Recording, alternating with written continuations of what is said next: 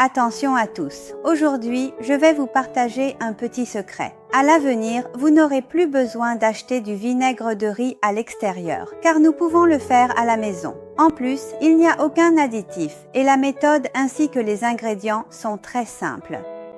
Le vinaigre de riz ainsi obtenu est limpide et rafraîchissant, avec un goût particulièrement pur. Aujourd'hui, je vais partager cette méthode avec vous. Si cela vous intéresse, n'oubliez pas de liker et d'ajouter cette vidéo à vos favoris. Les seuls ingrédients dont nous aurons besoin aujourd'hui sont 2 livres de riz et une pomme.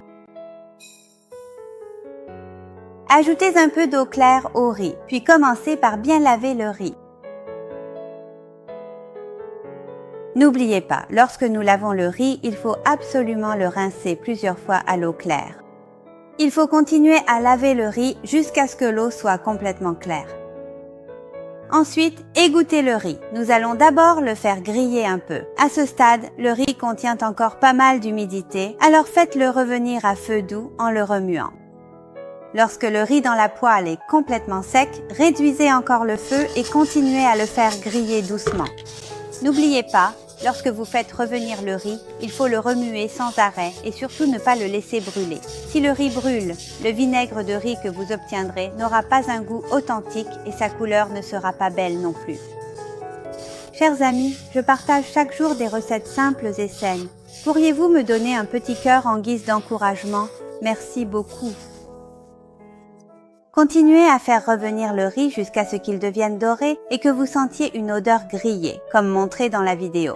Une fois le riz bien sauté, mettez-le de côté pour le laisser refroidir. Ensuite, placez les pommes dans un saladier et ajoutez une cuillère de sel. Ajoutez une quantité appropriée d'eau claire, puis frottez les pommes à plusieurs reprises avec le sel pour bien les nettoyer. Comme il n'est pas nécessaire d'éplucher les pommes, il suffit de bien les frotter et de les laver. On se sent encore plus rassuré en le mangeant. Coupez la pomme en 2, puis tranchez-la en fines lamelles. On n'a pas besoin du trognon au milieu. Ensuite, coupez-la en petits morceaux comme ceci. Préparez ensuite un bocal en verre. Versez-y un peu d'alcool blanc à plus de 52 degrés.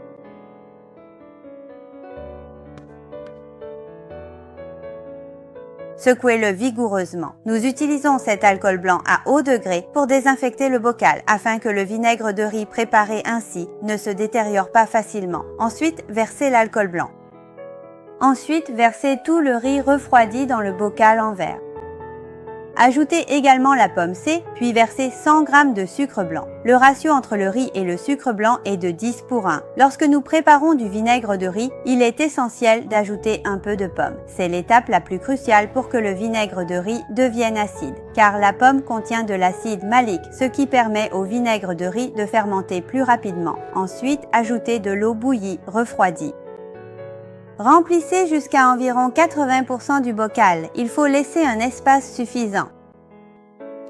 Ensuite, mélangez bien le tout avec des baguettes pour dissoudre complètement le sucre blanc. Enfin, fermez le couvercle hermétiquement. Il est très important de bien le sceller pour éviter toute fuite d'air, car cela favoriserait la prolifération de bactéries. Voilà, il ne reste plus qu'à placer le tout dans un endroit frais et aéré pour fermenter pendant 12 à 15 jours.